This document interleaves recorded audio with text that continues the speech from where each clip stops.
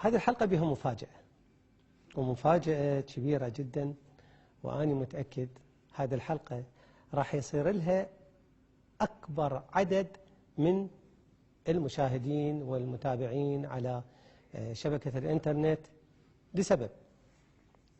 خلينا نعطيكم شوية سطر للقضية. طالب الحلاق وحيدر دعدوعة ظاهرة صار لها فترة بالعراق، انتشرت انتشار كبير جدا بمواقع التواصل الاجتماعي بين الناس. بمجرد أن نحكي للناس أنه اليوم ضيفنا راح يكون حيدر دعدوعة وطالب الحلاق، ما تتصورون فرحة الناس وضحكتهم، ويقولون كلمات يكرروها اللي هي الله وإلك ونه. رحنا إلى مدينة الصدر، المدينة اللي احتضنت الشابين بقضية إنسانية جمعتهم. ما تتصورون إلى أي مدى طالب الحلاق قدر يسوي اللي ما سوته وزارات الدولة اللي هي تختص في قضية العلاج النفسي، الإعداد النفسي. قدر يسوي اللي ما حد يسويه، وهي أنه احتضن حيدر دعدوعة. حيدر كان شاب مطارد من قبل الأطفال، وضع رث بسبب معاناته من مرض نفسي أو عوق فيزيائي، لكن حوله من هذا الوضع إلى شاب سوي قدر يلقي الشعر رغم أنه هو عنده ثقل في لسانه وما يقدر يتحدث، لكن يحمل إحساس ما شفته عند أحد أبدا.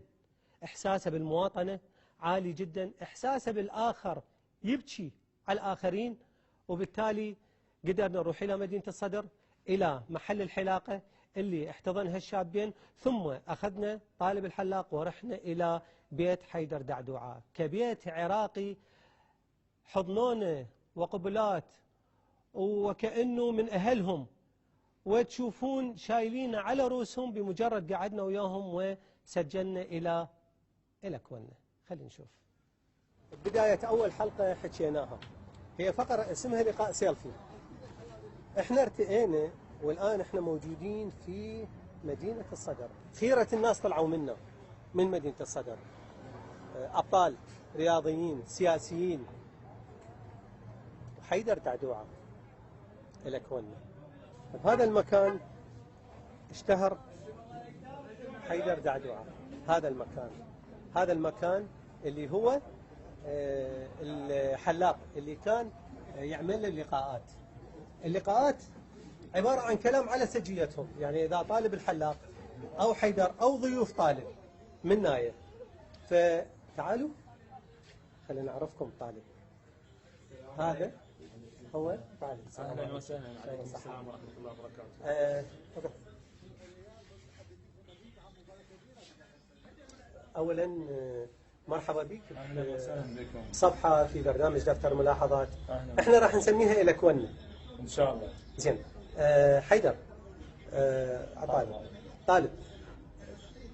أولا حيدر شلون جت ببالك تسوي له اللقاءات؟ والله احنا مثل ما تعرفون وتعرف المنطقة هنا، احنا بالبداية بدينا وياه الشعر، يعني كودا كان معرض من قبل الأطفال يضربونه ويأذونه، فأنا بديت وياه الشعر حتى شنو تصير انتقاله من حيدر لا كان مطارد إلى حيدر يكون شخصية يعني.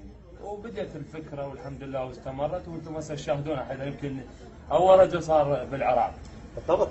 مشهور أكثر من الحكومة ومحبوب أكثر من الحكومة. لا وقاعد احنا قاعد أنا ان نسوي افعال خيريه بحيث يعني الحكومه والمسؤولين ما قاعد يسوونها. ممتاز. وانتم تلاحظون والجمهور قاعد يلاحظ. نتبرع للايتام، نساعد الايتام، وشنو حيدر هو بشخصيته يروح ويانا. ممتاز. طيب يمكن سؤال حتى ينتقل لبعض اصدقاء حيدر. برايك ليش حيدر اخذ هاي الشهره السريعه؟ خوش سؤال. لان شنو حيدر بدا على فطاريته.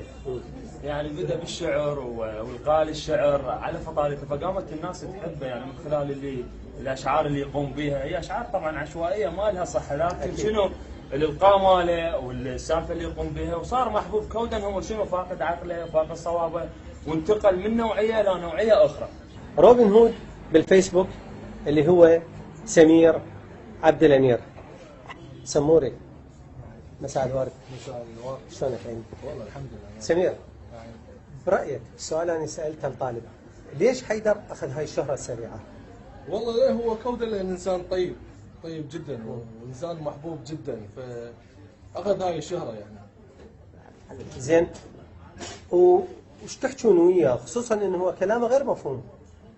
يعني تفهم عليه؟ اي اكيد. تفهم عليه؟ اي اكيد. اها. حكي يعني مفهوم. صح شويه مرات بس كلش مفهوم. طالب، شلون جت فكرة ان تسوي تقبل شلون له؟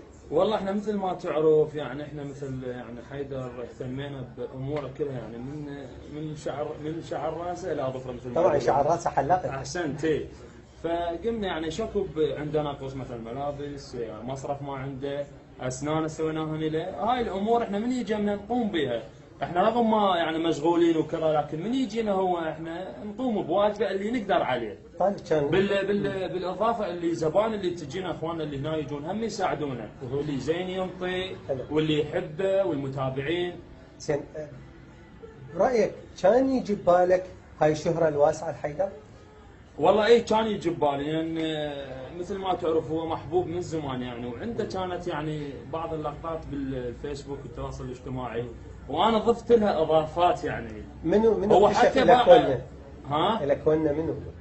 اكيد يعني كان الولد غازي الكناني قبان الله يحفظه. وحيدر اصبح يعني مو بس حتى يحل مشاكل الناس يعني. ذاك اليوم انا وياه كنا بمكان معين، فصاحب الباص سوى يعني شلون مخالفه مروريه، فاجى المرور يحاسب السايق، فمن شاف حيدر شلون اعفى عن السايق، من شاف حيدر قال عمو هذا خاطر حيدر انا راح اعفى عنه. حيدر كان يعني حتى قام يحل مشاكل الناس، لان صار شخص محبوب بالعالم كله تحبه. احنا وصلنا منطقة حيدر دعدوعة. هذا طالب. زين، يلا. هذا سمير روبن هود.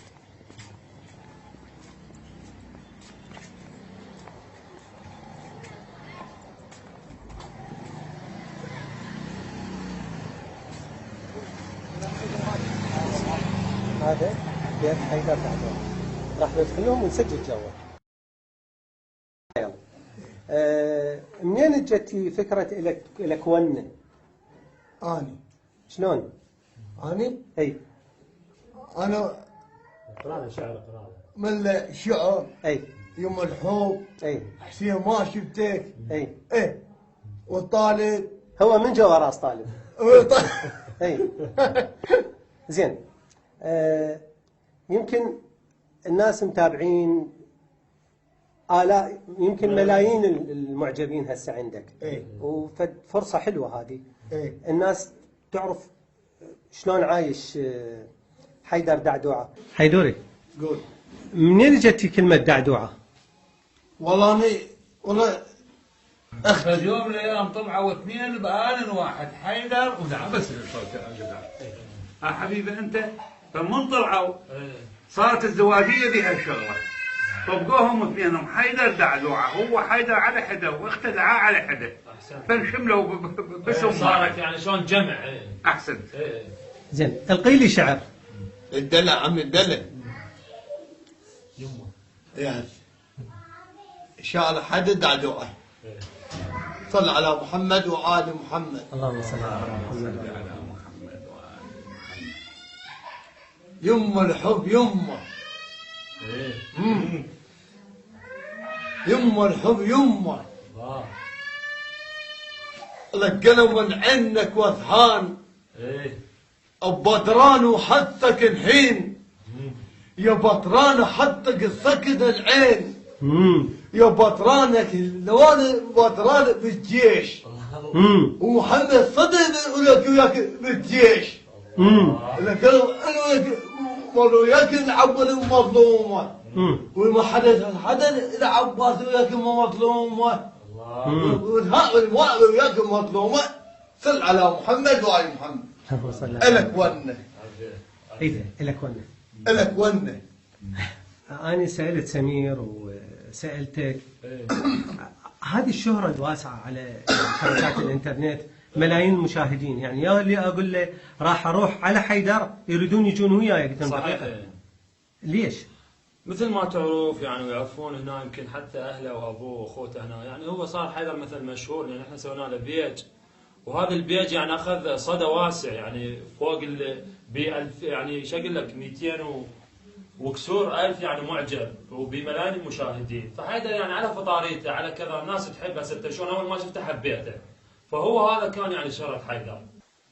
اي فكانت الهيئه مالته يعني حقيقه ما مرغوب بها، ووضعه تعبان وكذا. وهذا ليش؟ لانه يعاني من السوق، يعاني من معامله الناس، يصحون الى امور مثل ما نقول غير نظيفه. كان متعبك هذا الموضوع؟ وضعه يرفع. بدايه الامر كان متعبني اكيد، لانه مردود الشارع له سلبا، فشوفني اعاني من هالشغله. يا اما ما دينه هو يكون رد فعل عده. يمكن شفتوا الكلام اللي حكيناه ويا طالب